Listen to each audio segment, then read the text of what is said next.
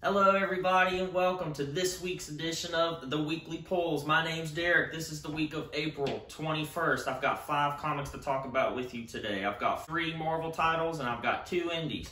We're going to get us started with my personal favorite, The Amazing Spider-Man. This is issue number 64, Legacy issue number 865. So we got Nick Spencer. He's the current writer for The Amazing Spider-Man.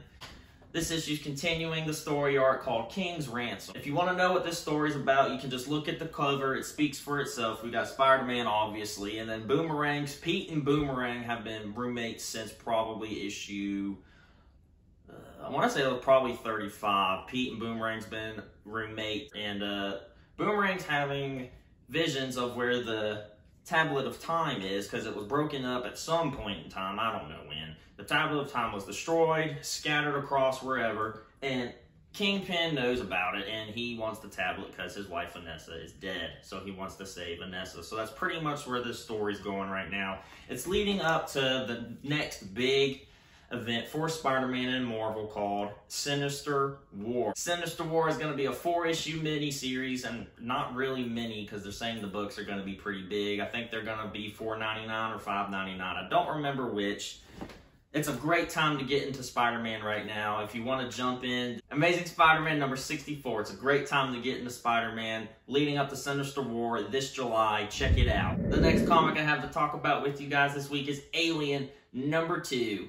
I have the variant cover. I didn't order the variant cover, but when they pulled it out of my box for me, I said, wow, I love that yellow. I think it looks super cool. The series is following 2 characters, Gabe Cruz, who's a retired security officer for Weyland-Yutani. We're not really sure if he was forced out yet or if he wanted to retire. Not going to go that far into detail about that. And his son, Danny. Danny is a part of an anti-Weyland-Yutani group, of course. So his dad retires, Danny steals his security card. That's all I'm going to tell you because that's all you need to know without me spoiling anything. It's going to get nasty. It's going to get bloody. I will say issue 1 was a little slow, but this issue really picked it up. There's some pretty gruesome and violent content in here, considering it's Marvel. I know a lot of people look down on Marvel since Disney bought them, and they think, oh, it's all watered down now. It's not. This is the most fun we've had with Alien since Sigourney Weaver came onto the scene. I'm going to show you my favorite page out of it without giving you any context or any spoilers. Aliens, it's great. Pick it up. Third on my list, we have Carnage, Black, White, and Blood number 2. Just look at that. It's gorgeous. Now, let's talk about this series. The Black, White, and Blood is an ongoing thing Marvel's doing. They did it with Wolverine a couple months back, and now they're doing it with Carnage. So what they're doing, it's a 4-issue miniseries.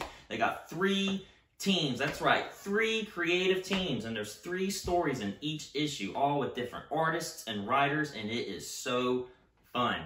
This issue, we have 2 heavy hitters. One I talked about in my last video, Chip Zdarsky. It's a great story, and Donny Cates. If you don't know who Donny Cates is, he just recently did Marvel's King in Black, Marvel's latest big event that they did, and he's also known for his work with Venom. Donnie's story is the first story, and it's my favorite one, and I'm not going to spoil anything. That's my number 1. I don't want to spoil. I want y'all to go down to your local comic shop and pick it up. However, Donnie's story is first, and it's called Carnage Shark. And I'm going to show you what I'm talking about with Carnage Shark.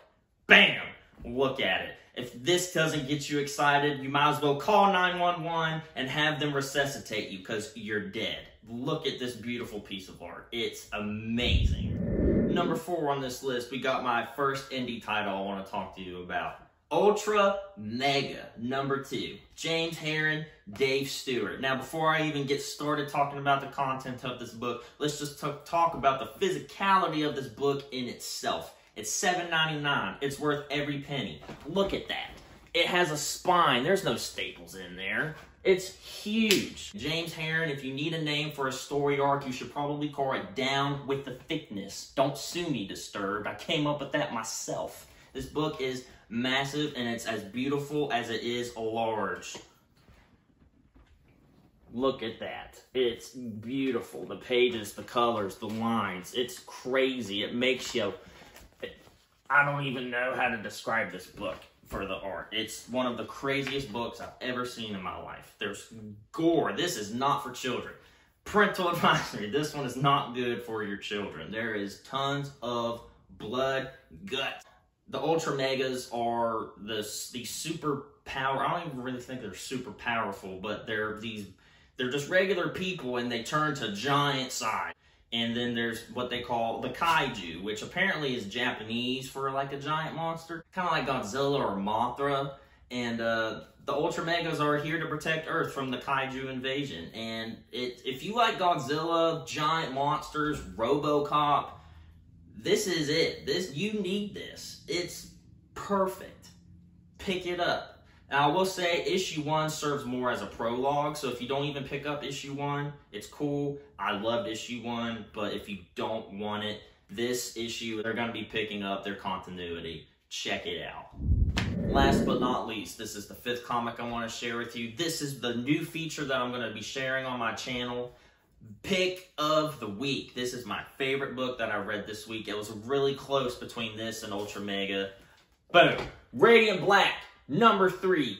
And I'm going to be honest, I didn't really pick this specific issue for my pick of the week, I guess. This is my favorite series going on right now. This is it. This is the next big thing. You want to be in on what's the next big thing in pop culture? It's Radiant Black. You're going to see him on TV, a movie, wherever. You are going to see him again. If you don't like comic books, you're going to know about Radiant Black. Now, he's written by Kyle Higgins. He's illustrated by Marcelo Costa. When I first picked up issue number 1, it was a breath of fresh air. It was like the first time I ever read Spider-Man. Everybody knows why we relate to Spider-Man. He's a teenager. He's got problems just like the rest of us, and he's just going through life, and he just happens to have superpowers, and he's trying to balance everything. This gave me life. Kyle Higgins and Marcelo Costa and everybody on Team Radiant, they're all showing us that you can have a new superhero that's not part of the big two, being Marvel or DC. This is the most exciting thing out there right now. Marcelo Costa is a phenomenal artist. I mean, let's just take a look at some of these. Bam! Look at that one. Bam! Look at this one. It's amazing. The colors explode. The lines are perfect. It's phenomenal. If you ask me, his suit and the logo, everything is already iconic. I mean, this is it. Now, I'm going to go into a little bit of beyond the comic itself. He already has a theme song. There's a band in LA, Crisis Couture. They have written a song called Radiant. I'm going to leave it in the description if you want to listen to it. I listen to it in my car all the time. If you're into heavy metal, it's for you. It's sick. What comic has a theme song and it doesn't even on TV or a movie or anything yet? He has a theme song and it's sick. Next, we have composer Sam Ewing. If you don't know who Sam Ewing is the man that composed the theme song for AMC's The Walking Dead. You know the one, the intro. It's on AMC. It's been on cable for almost 10 freaking years. So unless you've been living under a rock, you've heard this. Sam Ewing, he's composing a song for every single issue of Radiant Black for issue number 1 through 6. Now, I want you to imagine listening to an orchestra piece in the background while you're reading a comic. And it's not just any orchestra piece. It's not Beethoven or Mozart. Love those guys. But regardless, it's a piece specific to go with the themes in what you're reading. It's magical. It's better than television. It's better than a movie. Everyone knows music creates the vibe for a TV show or a movie. You take out the music, there's no life in it. They put life into this book. They're putting everything into this book. It's amazing. Kyle Higgins, Marcelo Costa, I applaud you guys. I've never been this excited for anything.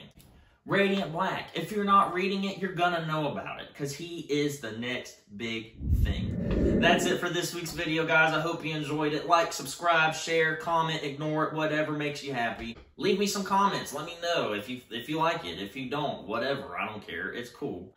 And also, let me know what you're reading. If you're into comics, tell me the series you're reading. If you happen to watch one of my videos and you pick up something because I said it was cool, let me know. I want to know. Give me some feedback. Support your local comic shop. Support indie comics. Thanks for watching The Weekly Pulls.